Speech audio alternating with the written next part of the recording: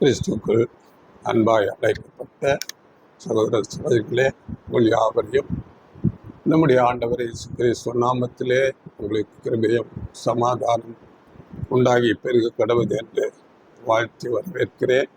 இந்த நாளிலே தேவனுடைய வார்த்தை செய்தியின் தலைப்பு, மீட்க வல்ல உண்மையின் மேல் ஆர்வம் வேண்டும்.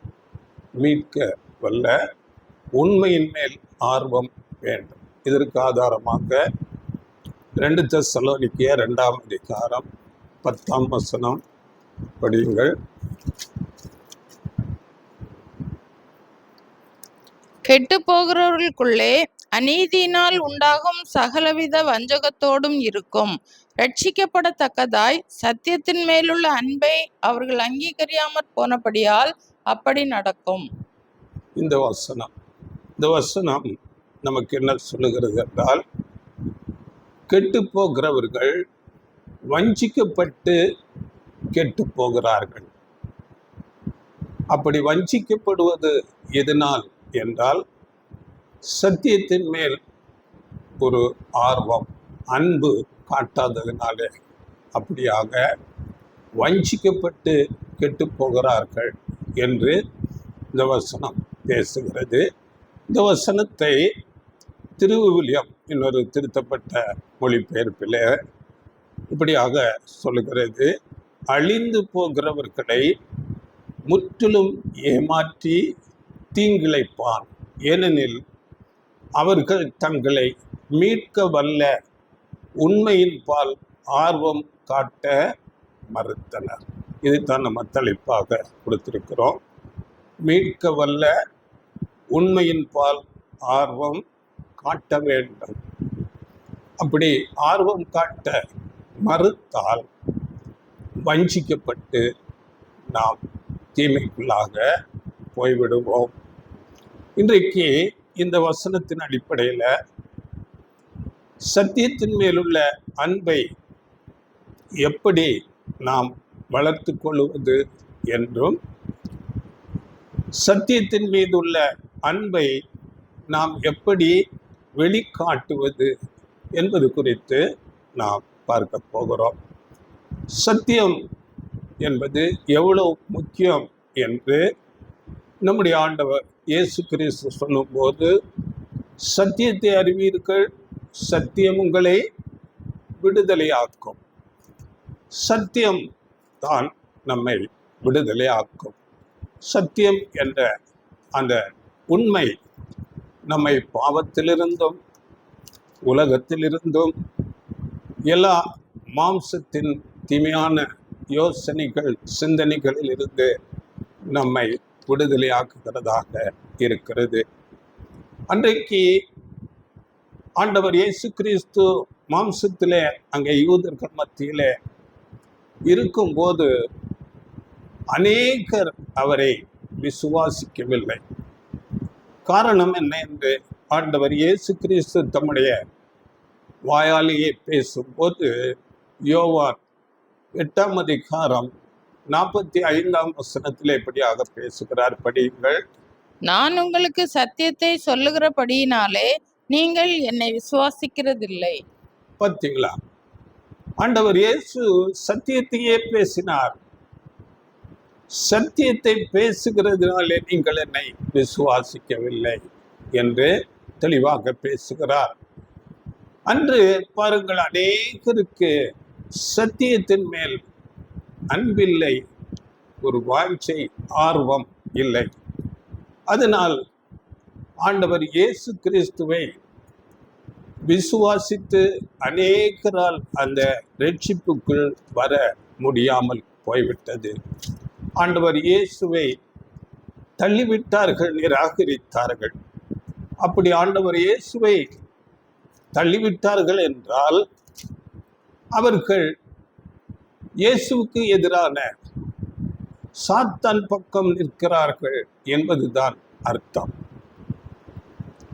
ஒன்றில் சத்தியத்தின் பக்கம் நிற்க வேண்டும், இல்லாவிட்டால் அசத்தியத்தின் பக்கம் நிற்க வேண்டும்.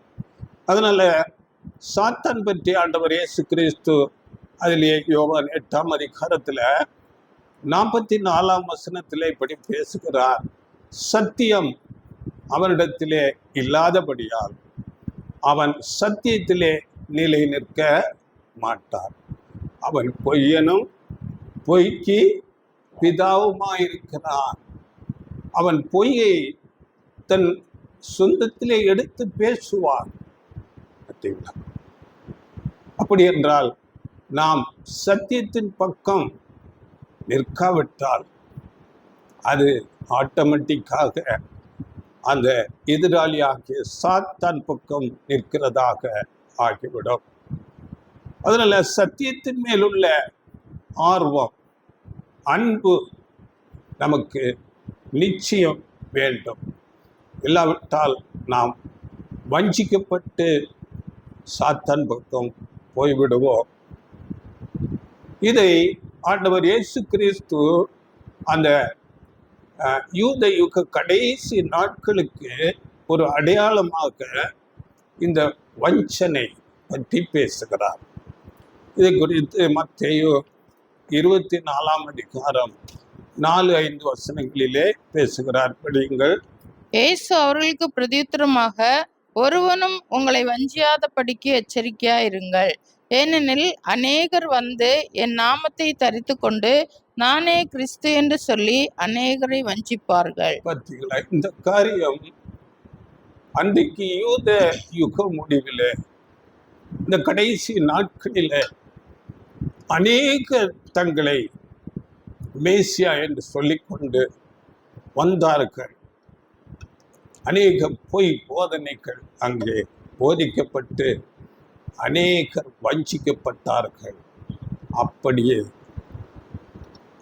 அது பேரலாக இன்றைக்கு இந்த சுவிசேஷ யுக முடிவிலே பொய்யான அநேக போதனைகள், பொய்யான தீர்க்க தரிசனங்கள், வசனங்களை வேறு விதமாக திரித்து பேசுவது, இப்படியெல்லாம் இந்த நாட்களிலே நடந்து கொண்டிருக்கிறது.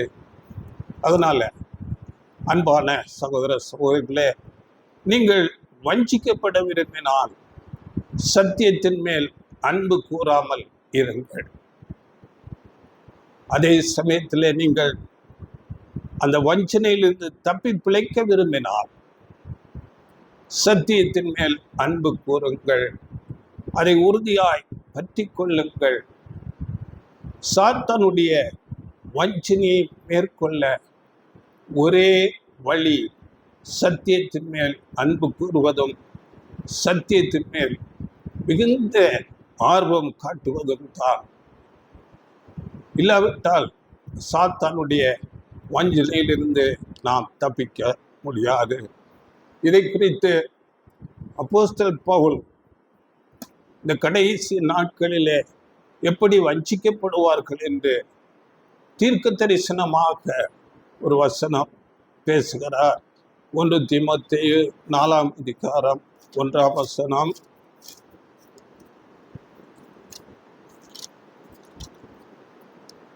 ஆகிலும் ஆவியானவர் வெளிப்படையாய் சொல்லுகிறபடி பிற்காலங்களிலே மனசாட்சியில் சூடுண்ட பொய்யருடைய மாயத்தினாலே சிலர் வஞ்சிக்கிற ஆவிகளுக்கும் பிசாசுகளின் உபதேசங்களுக்கும் செவி கொடுத்து விசுவாசத்தை விட்டு விலகி போவார்கள். பார்த்தீங்களா?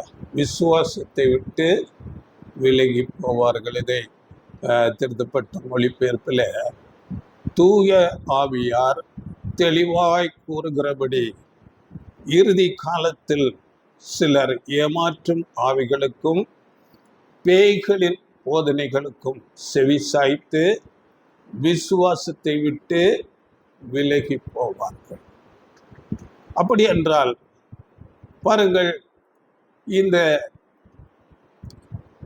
வஞ்சனைக்கு நாம் இடம் கொடுத்தால், பொய் போதனைகளுக்கு நாம் இடம் கொடுத்தால், நாம் விசுவாசத்திலே நிலைத்து நிற்க முடியாது. பொய்யர்கள் வெளி வேஷம் போட்டு ஏமாற்றுவார்கள் என்று அந்த மொழிபெயர்ப்பில் பேசப்படுகிறது.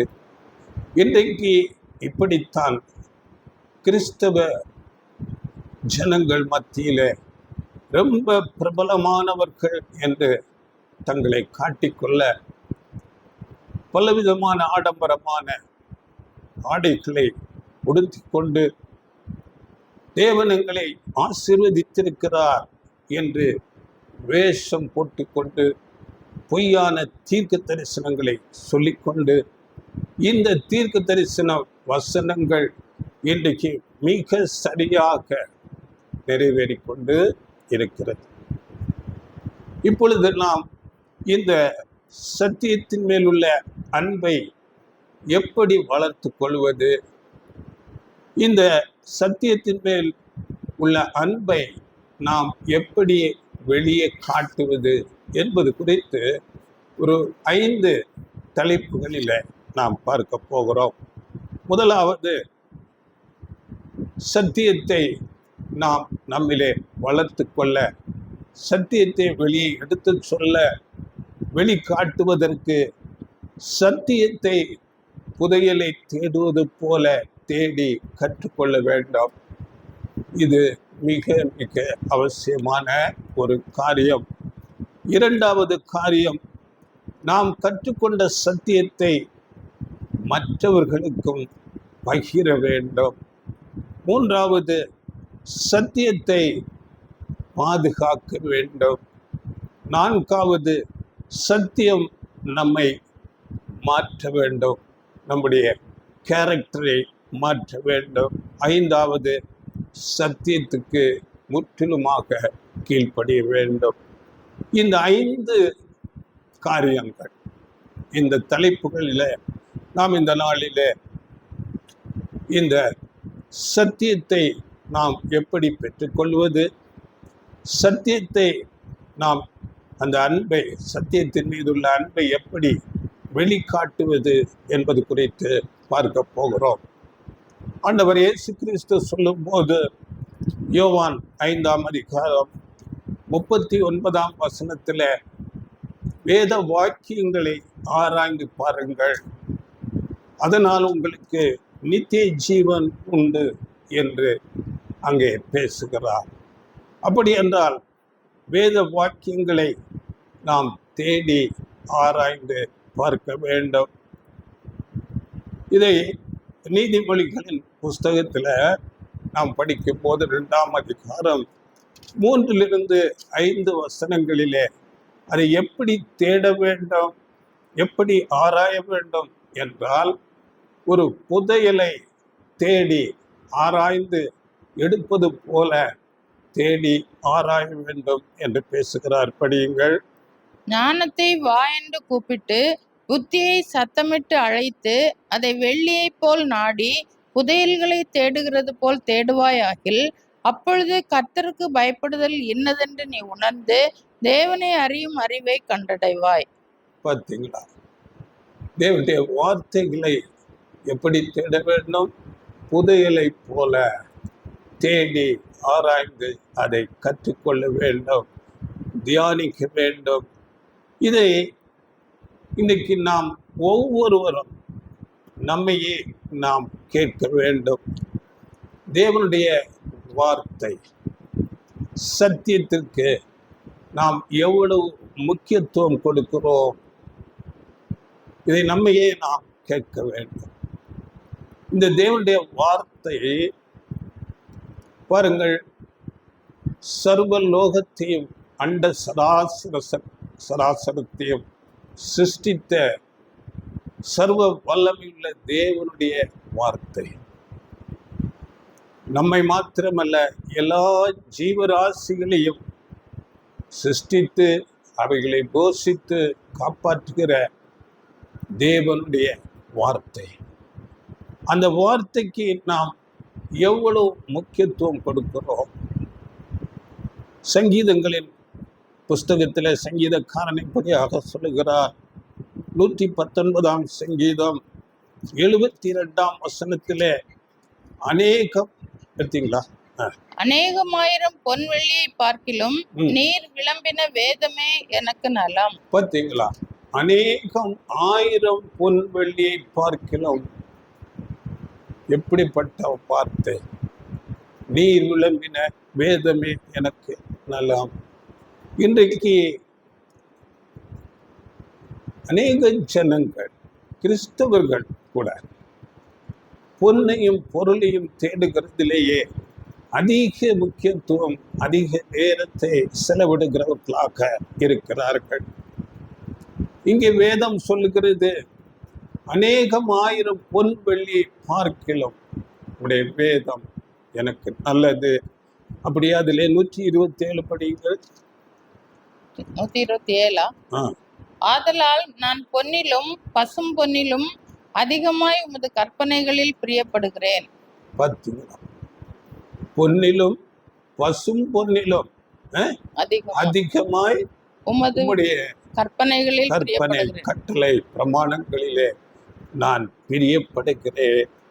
அப்படியே மனுஷர்களிலே பெரிய ஞானி என்று சொல்லப்படுகிற ஞானி நீதிமொழிகளின் புஸ்தகத்திலே சொல்லும் போது 8ஆம் அதிகாரம் 10ஆம் வசனத்திலே வெள்ளியை பார்க்கிலும் என் புத்திமதியையும் பசும்பொன்னை பார்க்கிலும் ஞானத்தையும் அங்கீகரித்துக் கொள்ளுங்கள். பெரிய ஞானி நமக்கு ஆலோசனை சொல்லுகிறார். பொன் வெள்ளியை பார்க்கிலும் அவருடைய வார்த்தை, ஞானம், ஆலோசனைகளை நீங்கள் அங்கீகரித்துக் கொள்ளுங்கள். அதனால வேதத்தை நாம் கற்று தேடி, புதையலை போல தேடி ஆராய்ந்து அதன் புத்திமதியை கேட்டு நாம் ஞானத்தில் வளருகிறவர்களாக இருக்க வேண்டும். பொன் வெள்ளியை பார்க்கிலும் அதிகமாக நாம் அதில் விருப்பமுடையவர்களாக இருக்க வேண்டும். நாம் இந்த பூமியிலே, இந்த உலகத்திலே வாழ்வதற்கு தினசரி அநேகமாயிரமான வேலைகள், காரியங்கள் செய்ய வேண்டியது இருக்கிறது. நமக்கு குடும்பம் இருக்கிறது, பிள்ளைகள், அவர்களை கேர் எடுக்க வேண்டும். உண்மை, உழைப்பு முக்கியம்தான். பல விதங்களிலே நேரம் அப்படியாக போய்விடுகிறது. ஆனாலும் வேதம் சொல்கிறது, எபேசியர் 5ஆம் அதிகாரம் 16ஆம் வசனத்திலே, நாட்கள் பொல்லாதவைகளானதால் காலத்தை பிரயோஜனப்படுத்திக் கொள்ளுங்கள். இனி வருகிற நாட்கள், இப்பொழுது இருக்கிற நாட்கள் மிகவும் பயங்கரமான நாட்களாக இருக்கிறது. அதனால காலத்தை பிரயோஜனப்படுத்திக் கொள்ளுங்கள்.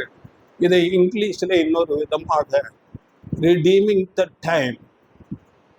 நாம் எப்படிப்பட்ட ஒரு பிஸியாக உலக காரியங்களிலே இருந்தாலும் அதிலிருந்து நேரத்தை மீட்டு கொண்டு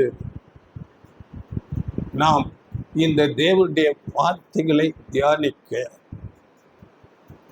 உணர்ந்து கொள்ள நேரம் செலவிட வேண்டாம். ஆண்டவர் இயேசு கிறிஸ்துவிடத்திலே 2 ஸ்திரீகள் அங்கே இருந்தார்கள், நாம் அறிந்திருக்கிறோம். மார்த்தாள், மரியாள். அங்கே மார்த்தாள் அநேக காரியங்களினாலே கவலைப்படுகிறவர்களாக இருந்தார்கள். ஆனால் மரியாளோ ஆண்டவர் இயேசு கிறிஸ்துவின் பாதத்தருகே உட்கார்ந்து அவருடைய வார்த்தைகளை கேட்டுக்கொண்டிருந்தார்கள். ஆண்டவர் இயேசு மெச்சிக்கொண்டார்.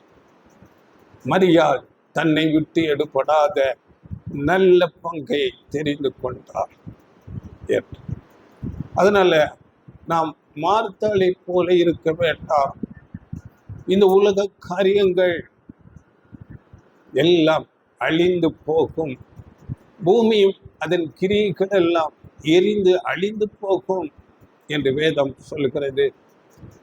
பாருங்கள், நாம் ஒருவேளை தேவனுடைய வார்த்தைகளை படிக்கவும் தியானிக்கவும் அதிக முன்னுரிமை காட்டவில்லை என்றால்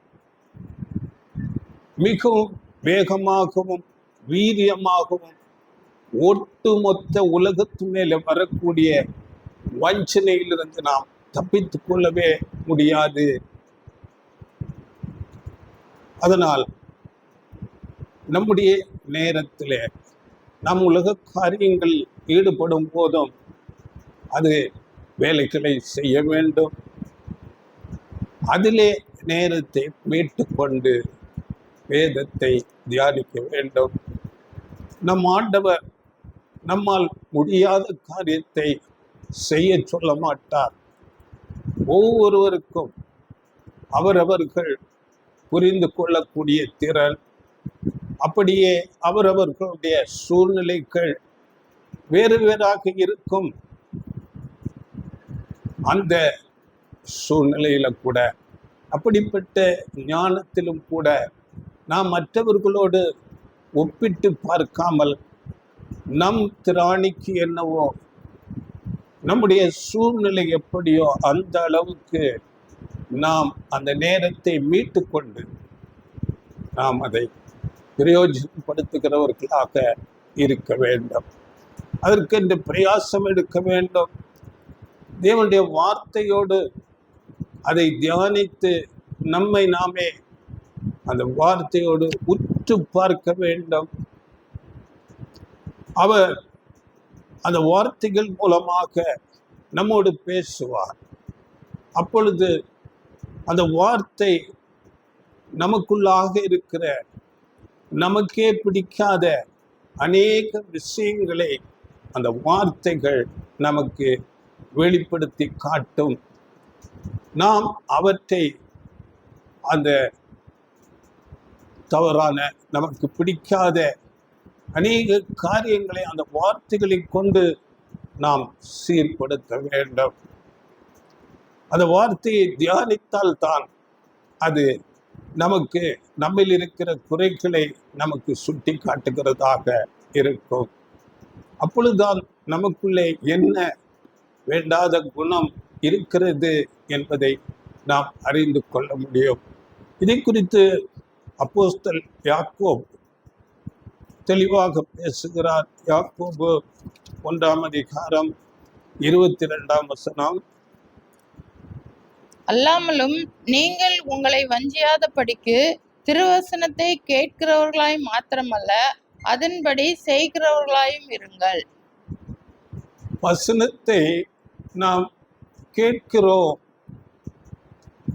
கேட்பது மாத்திரமல்ல, அதன்படி செய்கிறவர்களாக இருக்க வேண்டும் என்று சொல்லிக்கொண்டு அடுத்தது படியுங்கள். 23, 24. எண்ணத்தினால் எனில் ஒருவன் திருவசனத்தை கேட்டும் அதன்படி செய்யாதவனானால் கண்ணாடியிலே தன் சுபாவத்தை பார்க்கிற மனுஷனுக்கு ஒப்பாயிருப்பான். அவன் தன்னைத்தானே பார்த்து அவ்விடம் விட்டு போன உடனே தன் சாயல் இன்னதென்பதை மறந்து விடுவான். பார்த்தீங்களா? நம்முடைய இந்த தேவனுடைய வார்த்தை ஒரு கண்ணாடிக்கு ஒப்பிட்டு பேசப்படுகிறது. கண்ணாடியிலே நம்முடைய முகத்தை பார்த்து நாம் சரி பண்ணி கொள்ளுவோம். அப்பொழுது முகத்திலே ஏதாவது கருப்பாக இருந்தால் அவைகளை துடைத்து நாம் எடுத்து கிளீன் பண்ணி எடுத்துக்கொள்ளுவோம். அப்படி எடுக்காமல் விட்டு விடுவோமா? நிச்சயமாக அப்படி இல்லை. அப்படியே தேவனுடைய வார்த்தை ஒரு கண்ணாடி போல இருக்கிறது. அந்த வார்த்தை நமக்கு எது சொல்லுகிறதோ அதை நாம் செய்ய வேண்டும். நமக்குள்ளாக இருக்கிற தவறான காரியங்களை அது சுட்டி காட்டினால் அதை நாம் நீக்கி போட வேண்டும், எடுத்து போட வேண்டும். அதற்கு முயற்சி எடுக்க வேண்டும்.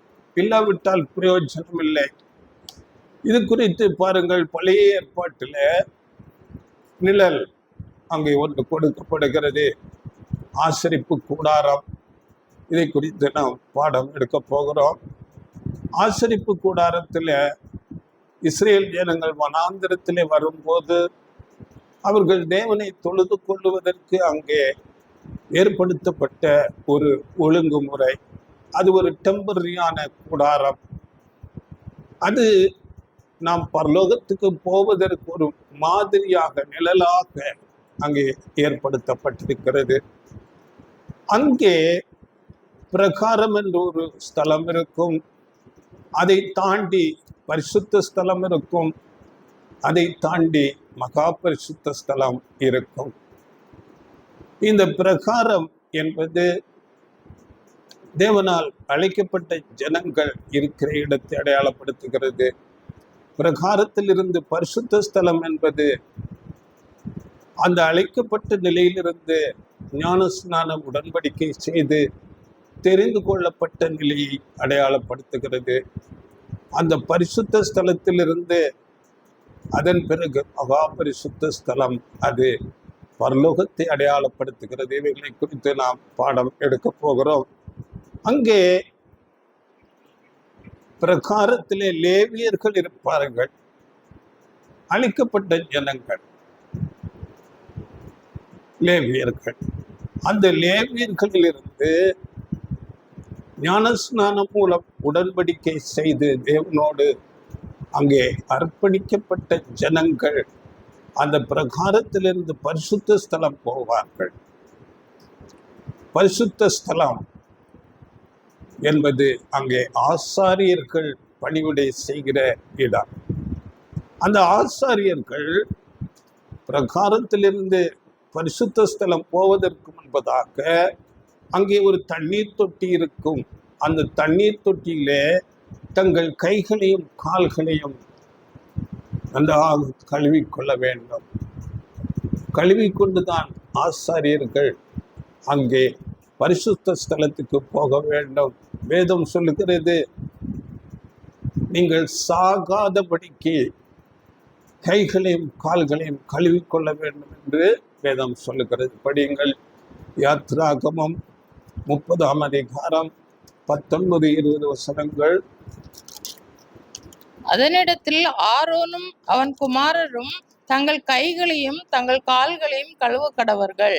அவர்கள் ஆசரிப்பு கூடாரத்துக்குள் பிரவேசிக்கும் போதும் கர்த்தருக்கு தகனத்தை கொளுத்தவும் பலிபீடத்தினிடத்தில் ஆராதனை செய்யவும் சேரும் போதும் அவர்கள் சாகாதபடிக்கு தண்ணீரினால் தங்களை கழுவ கடவர்கள். பார்த்தீங்களா, சாகாதபடிக்கு எவ்வளவு பயங்கரமான கட்டளை அங்கே கொடுக்கப்படுகிறது. அப்படி என்றால் இது நிழலாக அங்கே சொல்லப்பட்டிருக்கிறது.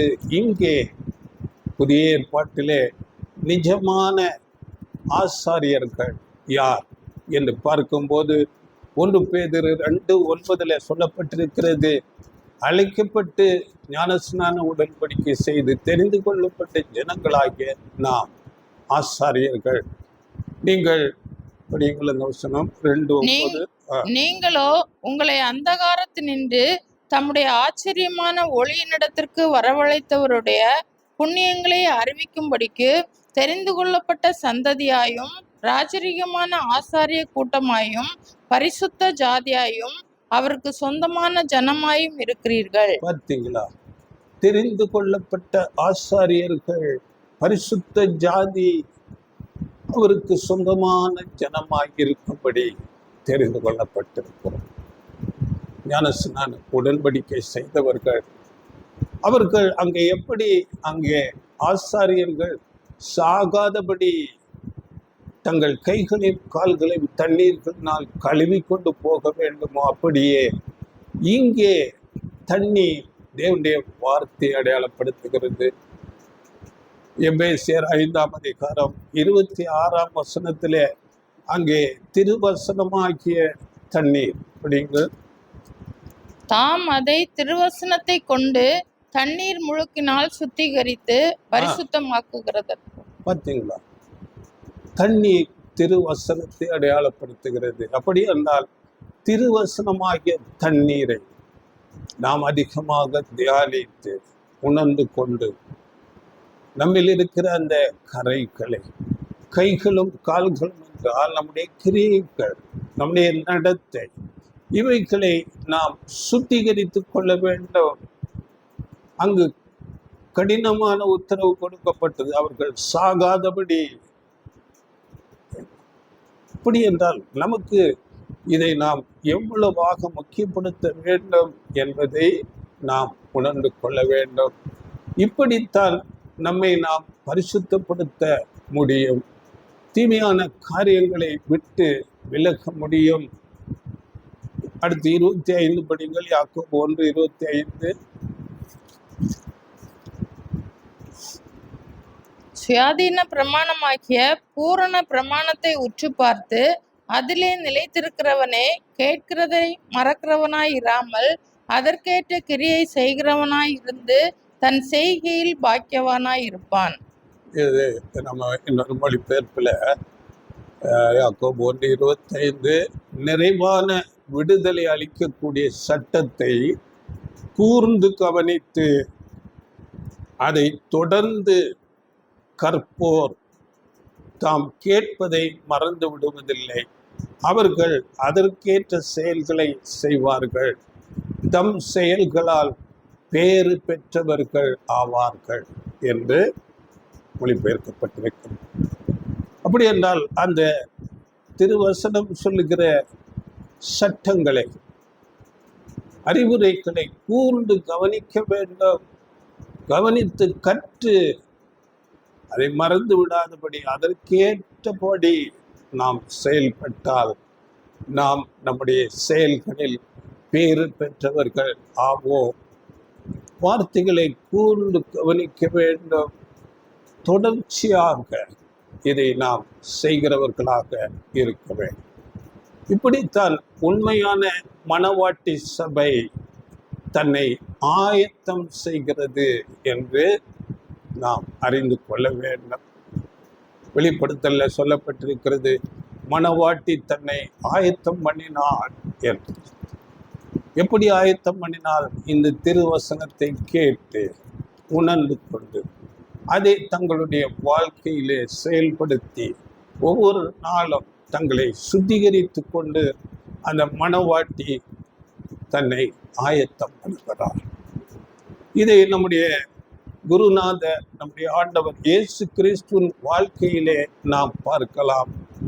அனுதினம் அவருடைய வாழ்க்கையிலே பலவிதமான பிரச்சனைகளை எதிர்கொண்டார். எதிர்கொள்ளும் போதும் அவர் தேவனிடத்திலிருந்து பெற்றுக்கொண்ட அந்த வார்த்தையை முன்னே நிறுத்துவார். வார்த்தைகளினாலே அங்கே அவரை எதிர்க்கிற வேதபாரகர், பரிசேயர்கள், மேல்தட்டு மக்களிடத்திலே தேவனுடைய வார்த்தைகளை பேசுவார். அதனால் அவர் ஜெயித்தார், அவர்களை மேற்கொண்டார்.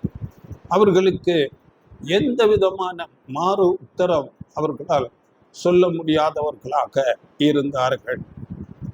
அதே சமயத்தில் நாம் தேவனுடைய வார்த்தைகளை தியானிக்காமல், வார்த்தைகளுக்கு அதிக முக்கியத்துவம் கொடுக்காமல் ஒரு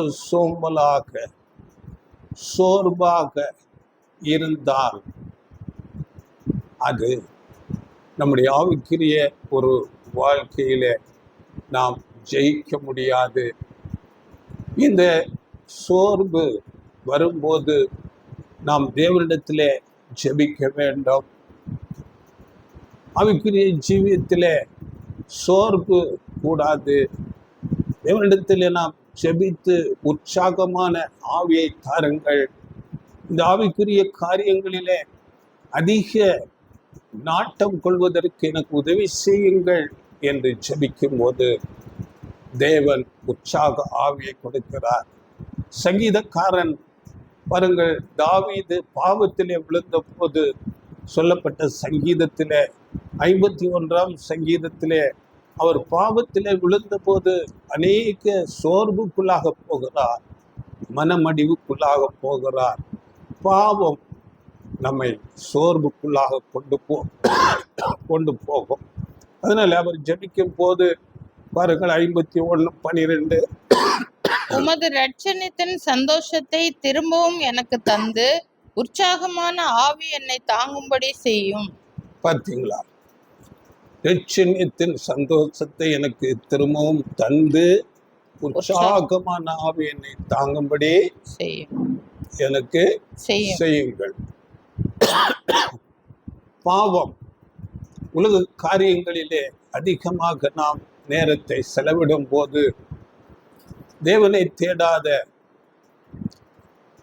வார்த்தைகளுக்கு அதிக முக்கியத்துவம் கொடுக்காமல் தியானிக்காமல் இருக்கும் போது உலக காரியங்களினாலே நாம் அநேக நேரங்களிலே சோர்வுக்குள்ளாக போவோம். அந்த சோர்விலிருந்து விடுதலையாக நாம் தேவனை நோக்கி ஜெபிக்க வேண்டும்.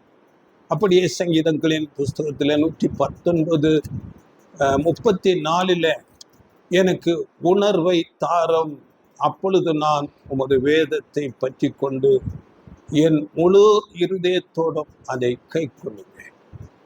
உணர்வை தாருங்கள் என்று ஜெபிக்கிறார். அப்படியே தொடர்ச்சியாக நீங்கள் 35-38 வசனங்களை படித்து பாருங்கள். அங்கே அவர் அப்படியே ஜெபிக்கிறார், உமது கற்பனையின்படி என்னை நடத்தும், நான் அதில் பிரியமாயிருக்கிறேன். இவைகளை நாம் ஜெபித்து தேவனிடத்திலிருந்து அந்த ஒரு உற்சாகமான ஆவியை, அப்படியே ஒரு உணர்வை நாம் கேட்டு பெற்றுக்கொள்ள வேண்டும். உம்முடைய கற்பனையின்படி என்னை நடத்தும், நான் அதில் பிரியமாயிருக்கிறேன். 36 என் இருதயம் பொருளாசை சாராமல் உமது சாட்சிகளை சாரும்படி செய்யும். பார்த்தீங்களா? என்னுடைய இருதயம், என்னுடைய சிந்தை பொருளாசை சாராதபடி உம்முடைய ஒழுங்குமுறைகளில் நாட்டம் கொள்ள செய்யும். உம்முடைய நீதி நியாயங்களை கைக்கொள்ள எனக்கு உதவி செய்யுங்கள் என்று ஜெபிக்கிறார். அப்படியே 37 கூட மாயை பாராதபடி நீர் என் கண்களை விலக்கி உமது வழிகளில் என்னை உயிர்ப்பியும். மாயை, மாயை என்றால் ஒன்றுமில்லாதது.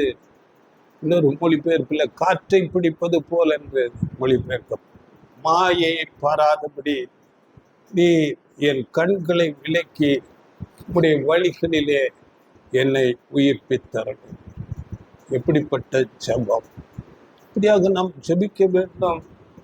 ஆவிக்குரிய விஷயத்தில் நாம் வளருவதற்கு இந்த ஜெபம் அதிகமாக தேவைப்படுகிறது. அப்படியாக சோர்ந்து போகாதபடி முதலாவது நாம் வேதத்தை கொஞ்சமாக தியானிக்க வேண்டும். இதை தொடர்ச்சியாக படிப்படியாக அதிகப்படுத்த வேண்டும். தேவனிடத்திலே நாம் ஜெபிக்கும் போது அவர் உற்சாகமான ஆவியை தருவார்.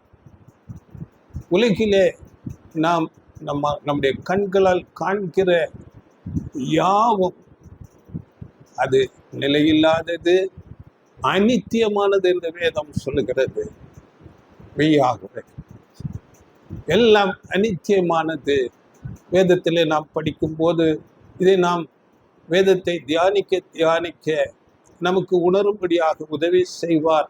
வேதத்திலே 2 கொரிந்தியர் 4 16, 17, 18 அங்கே சொல்லப்படுகிறது, காணப்படுகிறவைகள் யாவும் அநித்தியமானவைகள், நம்முடைய கண்களால் காணப்படாதவைகள் நித்தியமானவைகள். சரிங்களா? அவைக்குரிய காரியங்கள் நித்தியமானவைகள். அவைகளை நாம் இந்த நாளிலே கண்களால் பார்க்க முடியாது. படிங்கள் அந்த வசனம் 16, 17, 18. ஆனபடியினாலே நாங்கள் சோர்ந்து போகிறதில்லை. எங்கள் புறம்பான மனுஷனானது அழிந்தும் உள்ளான மனுஷனானது நாளுக்கு நாள் புதிதாக்கப்படுகிறது. மேலும் காணப்படுகிறவைகளை அல்ல, காணப்படாதவைகளை நோக்கி இருக்கிற நமக்கு அதிசீக்கிரத்தில் நீங்கும் லேசான நம்முடைய உபத்திரவம் மிகவும் அதிகமான நித்திய கன மகிமையை உண்டாக்குகிறது. ஏனெனில் காணப்படுகிறவைகள் அநித்தியமானவைகள், காணப்படாதவைகளோ நித்தியமானவைகள். பார்த்தீங்களா? அதனால நாம் சோர்ந்து போகக்கூடாது. காணப்படுகிறவைகள் எல்லாம் அநித்தியமானவைகள். நாம் அப்படி சோர்ந்து போகாமல் ஜெபித்து தேவனிடத்திலிருந்து அந்த உற்சாக ஆவியை பெற்று நாம் அதிகமாக வேதத்தை தியானிக்க அந்த சிந்தையை நமக்கு தருவார். உலகத்தில் காணப்படுகிறவைகள் எல்லாம் அநித்தியமானவைகள் என்ற அந்த ஒரு சிந்தையை நமக்கு தருவார். அது நமக்கு மிகவும் அதிகமான நித்திய கன மகிமையை உண்டாக்கும். மிகவும் அதிகமான வசனம் எவ்வளவு தெளிவாக சொல்லுது, நித்தியமான கன மகிமையை கொண்டு வரும். இதே பாருங்கள், பொருளாசையை குறித்து நாம் அறிந்து கொள்ள வேண்டும். பிரசங்கி 2 அதிகாரத்தை நீங்கள் படித்து பாருங்கள். பெரிய ஞானி பெரிய செல்வம் படைத்தவர் சாலமோன் ஞானி. அவர் அந்த 2ஆம் அதிகாரத்திலே பிரசங்கியில அவருடைய மனதுக்கு விருப்பமானதை எல்லாம் செய்தார். அவருக்கு விரும்பின எல்லா காரியங்களையும் அவர் அனுபவித்தார். திராட்சை தோட்டங்களை நாட்டினார், நீச்சல் குளத்தை வெட்டினார், இசை நிகழ்ச்சிகளை செய்ய அநேகரை அங்கே சேர்த்து கொண்டார், போதையை பயன்படுத்தி கொண்டார். எல்லாவற்றையும் நான் செய்தேன், என்னுடைய மனது விரும்பின எல்லாவற்றையும் நான் செய்தேன் என்று சொல்லிக்கொண்டு எல்லாம் மாயும் மனதுக்கு சஞ்சலவுமாயிருக்கிறது என்று முடிக்கிறார். ஒரு இடத்துல எல்லாம் இருந்தது, ஞானம் இருந்தது, செல்வம் இருந்தது, எல்லாம் மாயை, மனதுக்கு சஞ்சலம். அப்படி என்றால் தேவனுக்கு பயந்து, தேவனுக்கு கீழ்ப்படிந்து, சத்தியத்திலே நீதியிலே அவருடைய பாதையிலே நடந்தால் அதுதான் நமக்கு மிகுந்த ஒரு சமாதானத்தை, மகிழ்ச்சியை, நித்திய கன மகிமையை கொண்டு வருகிறதாக இருக்கும். இது உண்மையான காரியம். வேதம் இதைத்தான் சொல்லுகிறது. அன்பானவர்களே, வஞ்சகம் என்பது, பாருங்கள், நாம் சாத்தானுடைய வஞ்சனையை குறித்து நாம் பார்க்கிறோம். இந்த வஞ்சகம் என்பது யாரோ ஒருவர் வந்து நான் இப்போது உன்னை வஞ்சிக்கு போகிறேன் என்று சொல்வது அல்ல. உண்மையான வஞ்சகம் அது பெரும்பாலும் சத்தியத்தை போலவே இருக்கும். கேட்பதற்கு அது சரியானது போலவே தோன்றும். அது வேத வசனங்களை கூட மேற்கோள் காட்டும். ஆனால் அது வஞ்சனையாக இருக்கும். அந்த வஞ்சனை நம்மை தேவனிடத்திலே சேர்க்காது, தேவனை விட்டு விலகி போகச் செய்யும். அதனால உண்மையான சத்தியம் எது என்று நாம் பார்க்க, உணர்ந்து கொள்ள வேதத்தை ரொம்ப தெளிவாக திரும்ப திரும்ப திரும்ப படித்து வசனங்களை, அதன் அர்த்தங்களை நாம் புரிந்து கொள்ள வேண்டும். புரியாவிட்டால் தேவனிடத்திலே ஜெபித்து மீண்டும் திரும்ப திரும்ப ஆராய வேண்டும். அப்படி நாம் வேதத்தை மிக தெளிவாக புரிந்து கொள்ள வேண்டும். தேவ பலன் இல்லாவிட்டால் நாம் தேவனுடைய வார்த்தைகளை புரிந்து கொள்ள முடியாது. தேவ ஒத்தாசையை தேடி நாடி ஜெபித்து வேதத்தை புரிந்து கொள்ள வேண்டும். அப்பொழுதுதான் நாம் பொய் எது, மாயமானது எது, சாத்தானுடைய வஞ்சனை எது என்பதை நாம் அறிந்து கொள்ள முடியும். உதாரணத்துக்காக, நாம் பேங்க்ல கேஷியர் எல்லாம் பணத்தை கையாளுகிறார்கள்.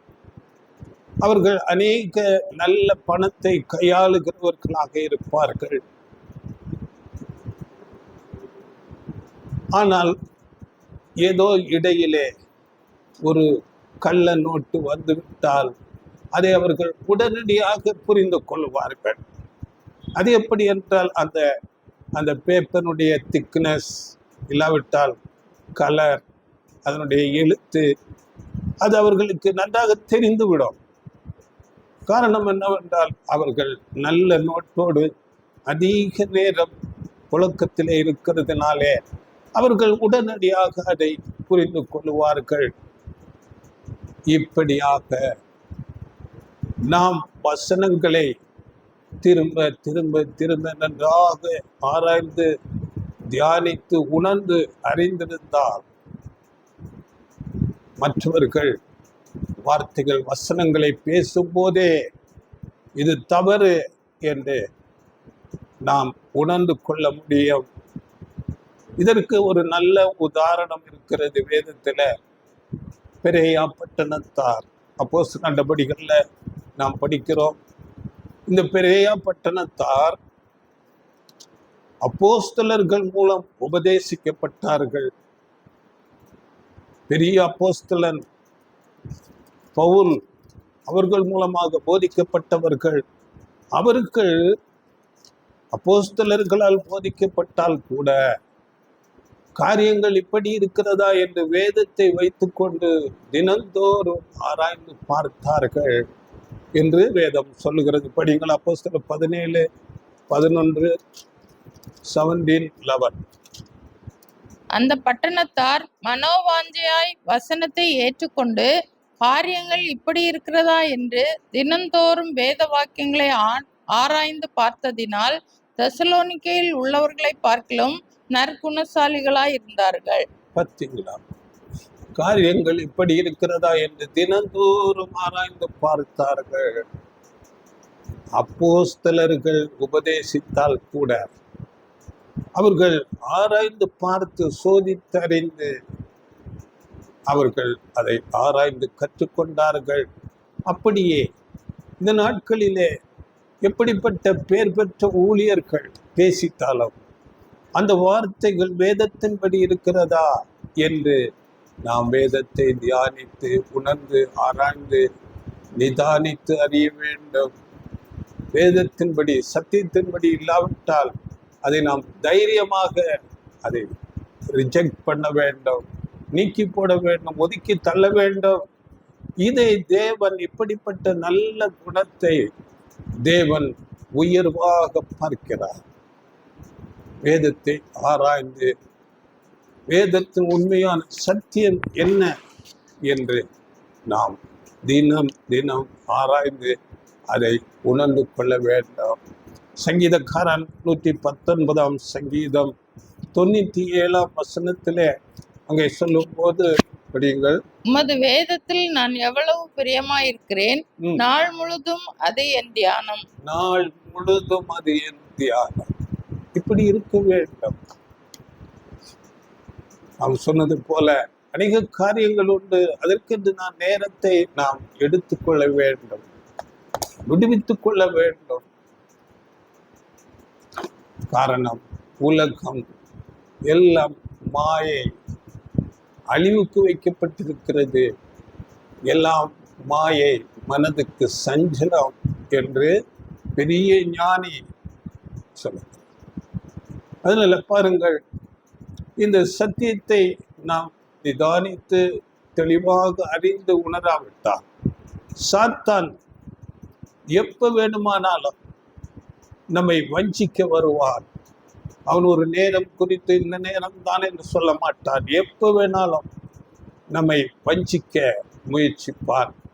அதனால எப்போதும் நாம் வேலை செய்யும் போதும் சரி, நாம் நடக்கும் போதும், நம்முடைய வாழ்க்கையிலே எதை செய்தாலும் வேதத்தின்படி நாம் தீர்மானங்களை எடுத்துக்கொள்ள வேண்டும். அப்படி தீர்மானங்களை எடுக்க நாள் முழுவதும் தியானம், வேதத்தை அதிகமாக தியானிக்க வேண்டும். நம்முடைய வாழ்க்கை ஒவ்வொரு விஷயத்தில் பாருங்கள், சிக்கலான அநேக காரியங்கள் நம்மளே வரலாம். அதற்கு அந்த பிரச்சனைகளின் நேரத்திலே கூர்மையான நிதானித்து அறிதல் மிகவும் அவசியமாக இருக்கிறது. அதற்கு இந்த வேத தியானம், அதன் பயிற்சி நமக்கு மிக தேவையாக இருக்கிறது.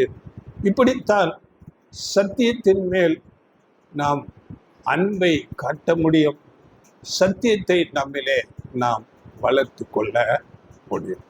இது முதலாவது தலைப்பின் கீழே நாம் வார்த்தைகளை பார்த்தோம். இரண்டாவதாக, நாம் கற்றுக்கொண்ட சத்தியத்தை மற்றவர்களுக்கு பகிர வேண்டும். இது சத்தியத்தை நாம் நம்மிலே அடக்கி வைக்காமல் நாம் மற்றவர்களுக்கு ஷேர் பண்ணும் போது அதன் மூலமாக நாம் சத்தியத்தின் மேல் அன்பை காட்டுகிறோம்.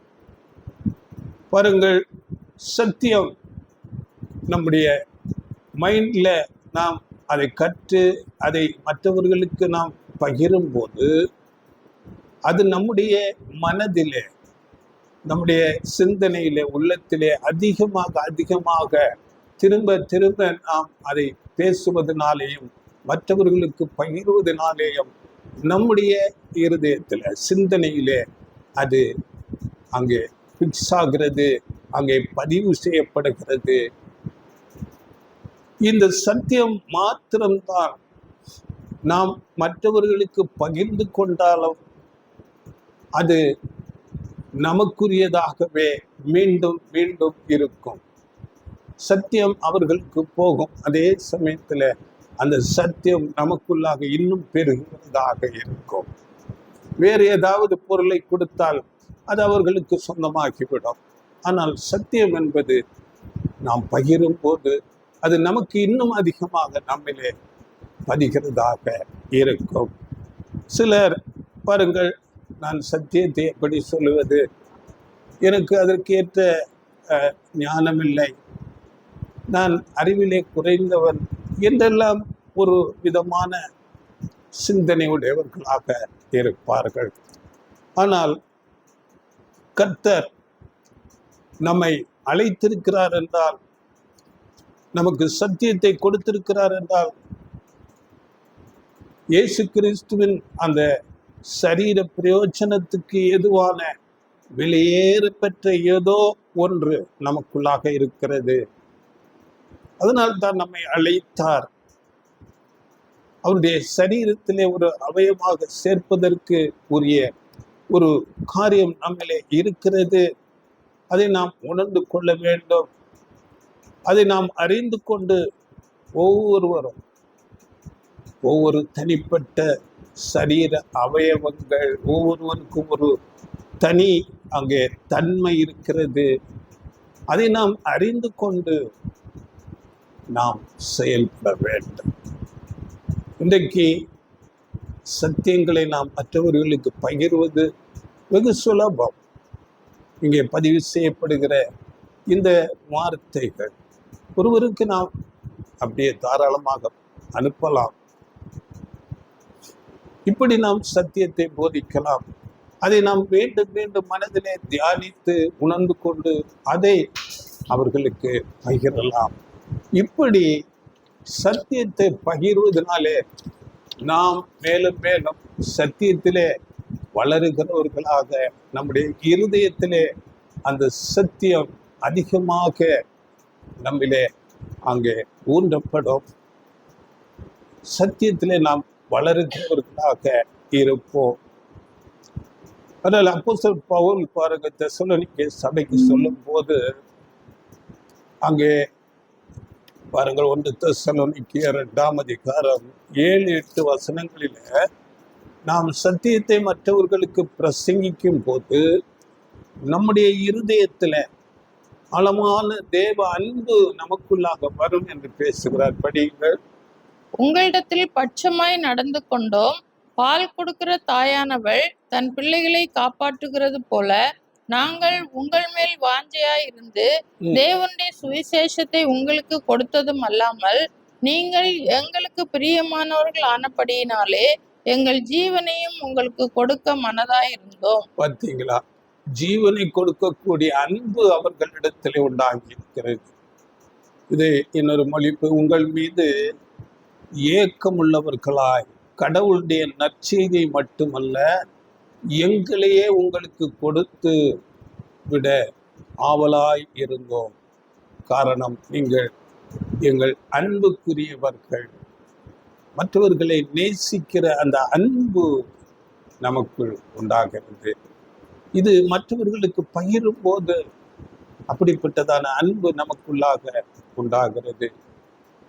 அதனால நாம் மற்றவர்களுக்கு சத்தியத்தை பகிர்வது அது நமக்கு மிகுந்த பிரயோஜனமாக இருக்கும்.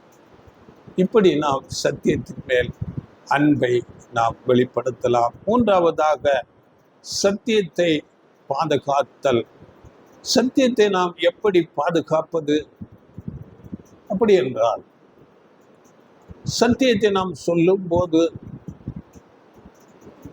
அசத்தியத்தில் இருக்கிற ஒருவர் நம்மிடத்திலே கேள்வி கேட்பார். அதற்கு பதில் சொல்ல நாம் ஆயத்தமாக இருக்க வேண்டும். அதற்காக அதிகமாக வேதத்தை தியானிக்க வேண்டும். வேத அறிவு பெற்றிருக்க வேண்டும். சரியான பதிலை நாம் கொடுக்க வேண்டும். எந்த கேள்வி எப்படிப்பட்டதாக இருந்தாலும் அதற்கு சரியாக பதிலை சொல்வதற்கு நாம் ஆயத்தமாக இருக்க வேண்டும். அந்த பதிலை சொல்லும்போது அந்த அசத்தியத்தில் இருக்கிற மனுஷன் சில வேளைகளிலே நம்மிடத்திலே ஒரு கோபமாக நடந்து கொள்ள முடியும். ஆனால் நாம் மிகுந்த சாந்தமுள்ள ஆவியோடு அவர்களிடத்திலே சத்தியத்தை எடுத்து பேச வேண்டும். அதனால நீதிமொழிகளின் புஸ்தகத்துல 15ஆம் அதிகாரம் 1ஆம் வசனத்துல மெதுவான பிரதியுத்தரம் உக்கிரத்தை மாற்றும் என்று சொல்லப்படுகிறது. மெதுவாக சாந்தத்தோடு சத்தியத்தை வேத ஆதாரத்தோடு எடுத்து நாம் அவர்களுக்கு பேச வேண்டும். 2 தீமோத்தேயுல அப்போஸ்தலர் பவுல் இப்படித்தான் ஆலோசனை சொல்லுகிறார். படிங்க 2ஆம் அதிகாரம் 2 தீமோத்தேயு 2ஆம் அதிகாரம் 24 26 வசனங்கள். கர்த்தருடைய ஊழியக்காரன் சண்டை பண்ணுகிறவனாய் இராமல் எல்லாரிடத்திலும் சாந்தம் உள்ளவனும் போதக சமர்த்தனும் தீமையை சகிக்கிறவனுமாய் இருக்க வேண்டும். எதிர் பேசுகிறவர்கள் சத்தியத்தை அறியும்படி தேவன் அவர்களுக்கு மனம் திரும்புதலை அருளத்தக்கதாகவும் பிசாசானவனுடைய இச்சையின்படி செய்ய அவனால் பிடிபட்டிருக்கிற அவர்கள் மறுபடியும் மயக்கம் தெளிந்து அவன் கண்ணிக்கு நீங்கத்தக்கதாகவும் சாந்தமாய் அவர்களுக்கு உபதேசிக்க வேண்டும். பார்த்தீங்களா, அவர்கள் பிசாசின் பிடியில் இருப்பார்கள். அவர்களிடத்திலே சத்தியம் இல்லை, அசத்தியத்திலே இருக்கிறார்கள் என்றால் அது ஒரு மயக்கத்தில் இருக்கிறார்கள், கோபம் கொள்ளுவார்கள். அதனால மிகுந்த சாந்தம் உள்ளவர்களாக போதக சமர்த்தனாக தீமையை அவர்கள் மூலம் ஒரு தவறான வார்த்தைகள் பேசிவிட்டால் கூட அவைகளை சகிக்கிறவர்களாக நாம் இருக்க வேண்டும். இதுதான் சத்தியத்தை பாதுகாப்பது. அவர்கள் கோபம் கொள்ளுவார்கள். ஏனென்றால் அசத்தியத்தில் இருக்கும்போது அது அந்த சாத்தானின் பிடியில மயக்கத்திலே அந்த சாத்தானின் கண்ணிக்குள்ளாக இருக்கிறார்கள். கோபம் கொள்ளுவார்கள், சாத்தானுடைய குணலட்சணத்தை வெளிப்படுத்துவார்கள். ஆனால் நாம் கிறிஸ்துவின் குணலட்சணத்தை வெளிப்படுத்த வேண்டும். சாந்தம், நான் சாந்தமும் மனத்தாழ்மையுமாயிருக்கிறேன் என்று ஆண்டவர் இயேசு கிறிஸ்து அந்த சாந்த குணத்தை நாம் வெளிப்படுத்தி சத்தியத்தை தெளிவாக நிதானமாக அவர்களிடத்திலே பேச வேண்டும். மாறாக அவர்களைப் போல நாம் கோபம் கொண்டால் அதுதான் தவறு. சத்தியத்தை நாம் பாதுகாப்பது ஆகாது. நாம் சாந்தமுள்ள ஆவியோடு சரியாக தெளிவான வேத ஆதாரத்தோடு பேசினால் அதுதான் சத்தியத்தை பாதுகாப்பது. அந்த நேரத்திலே நாம் சரியாக பதில் சொல்ல தெரியவில்லை என்றால் கூட தெளிவாக சொல்லிவிட வேண்டும். இது எனக்கு தெரியாது, நான் கற்று திரும்ப உங்களுக்கு சொல்லுகிறேன் என்று திரும்ப தேடி கற்று ஆர்வமாக அதை உணர்ந்து கொண்டு சரியான பதிலை வேத ஆதாரத்தோடு நாம் சொல்லுகிறவர்களாக இருக்க வேண்டும். ஏனென்றால் அவர்கள் பிசாசின் கண்ணியிலே அகப்பட்டிருக்கிறார்கள், மயக்கத்தில் இருக்கிறார்கள். அவர்களிடத்துல சாந்தமாக தெளிவாக மிகவும் ஞானமாக ஆதாரத்தோடு அவர்களிடத்திலே பதில் சொல்ல வேண்டும். இது சத்தியத்தை பாதுகாப்பது ஆகும். 4ஆவதாக சத்தியம் நம்மை மாற்ற வேண்டும். நம்முடைய இயல்பான பழைய ஆதாமிலிருந்து வந்த பாவ சுபாவ குணங்களை நாம் கற்றுக்கொள்ளுகிற சத்தியம் நாம் நாளுக்கு நாள் மாற்றுகிறவர்களாக இருக்க வேண்டும். உதாரணத்துக்கு பொறுமை இல்லாத குணம் இருக்கிறது என்றால் அதற்காக நாம் அதை உணர்ந்து கொண்டு தேவனிடத்திலே முதலாவது ஜெபித்து, தேவனே எனக்கு இப்படிப்பட்ட ஒரு பலவீனம், பொறுமை இல்லாத குணம் என்னிடத்திலே இருக்கிறது, எனக்கு உதவி செய்யுங்கள் என்று தேவனிடத்திலே ஜெபித்து பலனை பெற்றுக்கொண்டு நம்மை நாமே நிதானித்து நாம் ஒவ்வொரு நாளும் வேதத்தின்படி ஆராய்ந்து பார்த்து நாம் அன்றாட வாழ்க்கையிலே நாம் எப்படி செயல்படுகிறோம் என்று நாம் கற்றுக்கொண்ட சத்தியத்தின்படி நாம் நடந்து கொள்ளுகிறோமா என்று நம்மை நிதானித்து ஒவ்வொரு நாளும் நம்மை ஆராய்ந்து பார்க்க வேண்டும்.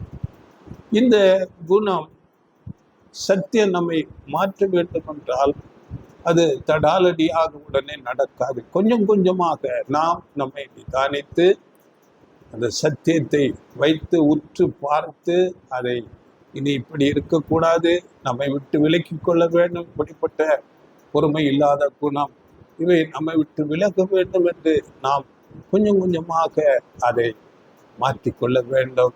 வசனம் படியுங்கள். அப்போஸ்தலன் பவுல் நமக்கு ஆலோசனையாக சொல்லும் போது 1 தீமோத்தேயு 3ஆம் அதிகாரம் 2-3 வசனங்கள். ஆகையால் கண்காணியானவன் குற்றம் சாட்டப்படாதவனும் ஒரே மனைவி உடைய புருஷனும் ஜாக்கிரதை உள்ளவனும் தெளிந்த புத்தி உள்ளவனும் யோக்கியதை உள்ளவனும் அந்நியரை உபசரிக்கிறவனும் போதக சமத்தனுமாய் இருக்க வேண்டும்.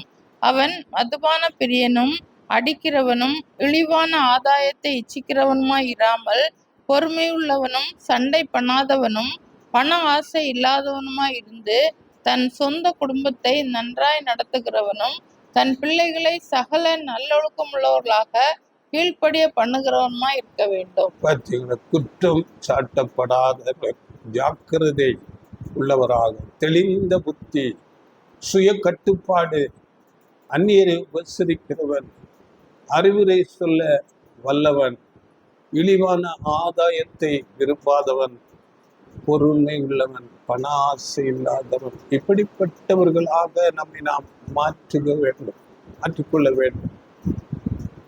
அப்படிப்பட்ட ஊழியர்கள் தான் உண்மையுள்ள ஊழியர்கள். வேதத்தின்படி நாம் இந்த வார்த்தைகளை நாம் உணர்ந்து கொண்டு எப்படிப்பட்ட ஊழியர்கள் இந்த குணலட்சணம் உடையவர்களாக இருக்கிறார்களா என்று அவர்களை நாம் பார்த்து அறிந்து கொள்ள வேண்டும். இழிவான ஆதாயத்தை தேடக்கூடாது, பண ஆசை இல்லாதவராக இருக்க வேண்டும். இப்படி இந்த சத்திய வெளிச்சம் நம்மை நாளுக்கு நாள் மாற்றுகிறதாக இருக்க வேண்டும். அடுத்ததாக சத்தியத்துக்கு நாம் முற்றுமாக கீழ்ப்படிய வேண்டும். எவ்வளவாக சத்திய வெளிச்சத்தை நாம் பெற்றிருக்கிறோமோ அந்த வெளிச்சம் நம்மிலே பிரகாசிக்கிறதாக இருக்க வேண்டும். அப்போஸ்தலன் பேதுரு எழுதும் போது பாருங்கள், 1 பேதுரு 1ஆம் அதிகாரம் 22ஆம் வசனம்.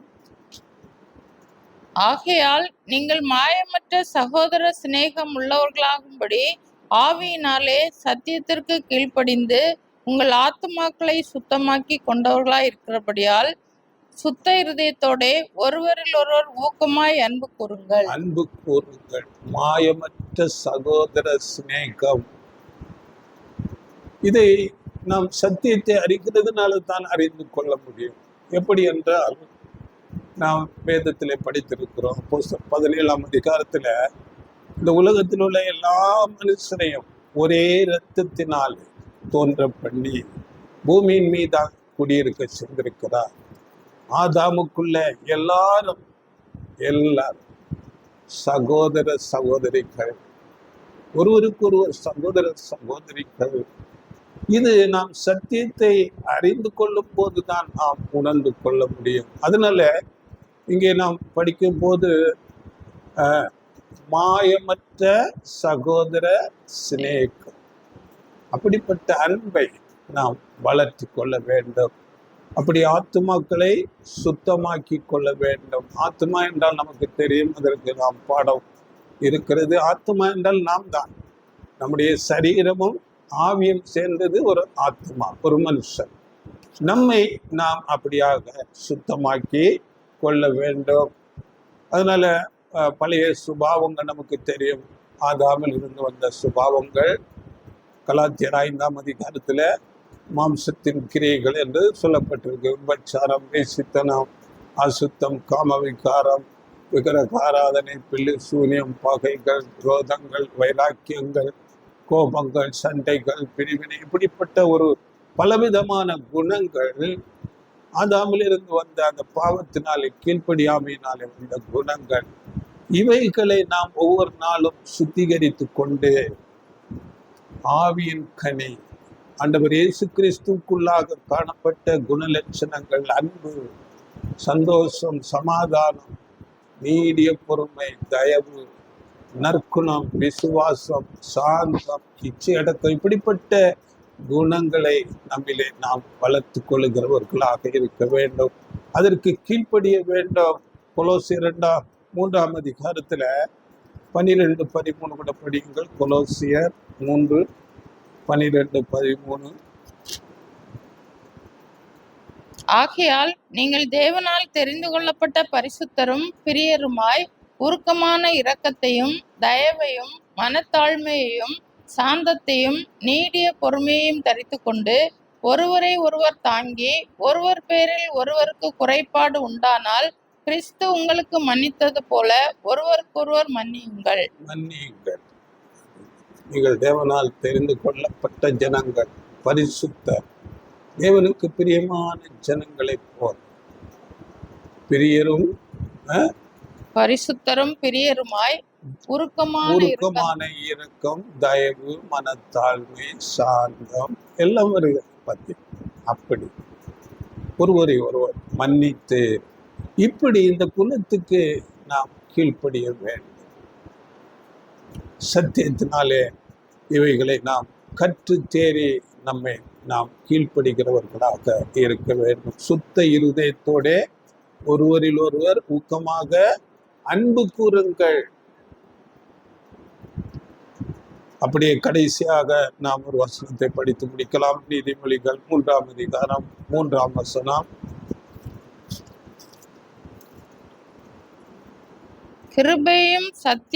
கிருபையும் சத்தியமும் உன்னை விட்டு விலகாதிருப்பதாக. நீ அவைகளை உன் கழுத்திலே பூண்டு அவைகளை உன் இருதயமாகிய பலகையில் எழுதிக்கொள். பார்த்தீங்களா?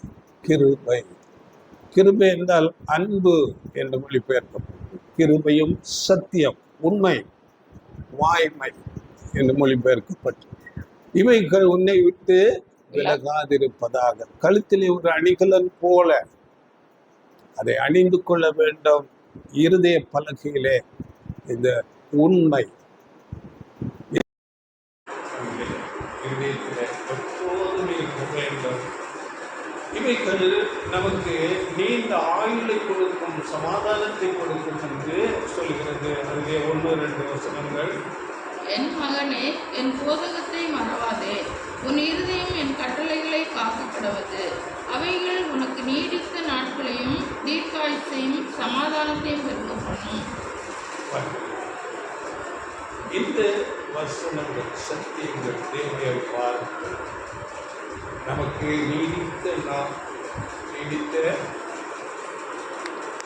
நீடித்த ஆயுளை கொடுக்கும் என்று சொல்லலாம். நீடித்த ஆயுள் மாத்திரமல்ல, சமாதானத்தை வேறு ஒன்று நமக்கு சமாதானத்தை கொடுக்காது. வேதம் சொல்லுவது 100% உண்மை, சத்தியத்துப்படி நடக்க நாம் பிரயாசப்படுவோம். நாம் இந்த நாளிலே 5 தலைப்புகளில் பார்த்தோம். சத்தியத்திலே நாம் வளர, சத்தியத்தின் மேல் உள்ள அன்பை நாம் வெளிக்காட்ட என்ன செய்ய வேண்டும் என்று முதலாவது சத்தியங்களை தேடி வெளியிட கற்றுக்கொள்ள வேண்டும். கற்றுக்கொண்ட சத்தியத்தை மற்றவர்களுக்கு பகிர வேண்டும். சத்தியத்தை பாதுகாக்க வேண்டும். சத்தியம் நம்மை மாற்ற வேண்டும். சத்தியத்துக்கு நாம் கீழ்ப்படிய வேண்டும். இப்படி சத்தியத்திலே நாம் முதலாவது வளர்ந்து சத்தியத்தின் மேல் உள்ள அன்பை நாம் வெளிப்படுத்துகிறவர்களாக இருந்து சாத்தானின் வஞ்சனையை நாம் மேற்கொண்டு ஜெயித்து தேவனுக்கு பிரியமானதை செய்து எங்களுடைய ராஜ்யத்தில் எங்களுடைய பிள்ளைகளோடு ஆண்டவர் இயேசு கிறிஸ்துவோடு இருக்க தேவன் நமக்கு உதவி செய்வாராக. வார்த்தையை மீண்டும் மீண்டும் கேளுங்கள், தேவனுக்கு பிரியமாக ஆராய்ந்து கற்றுக்கொள்ளுங்கள். தேவன் உங்களை ஆசீர்வதிப்பாராக. ஆமென்.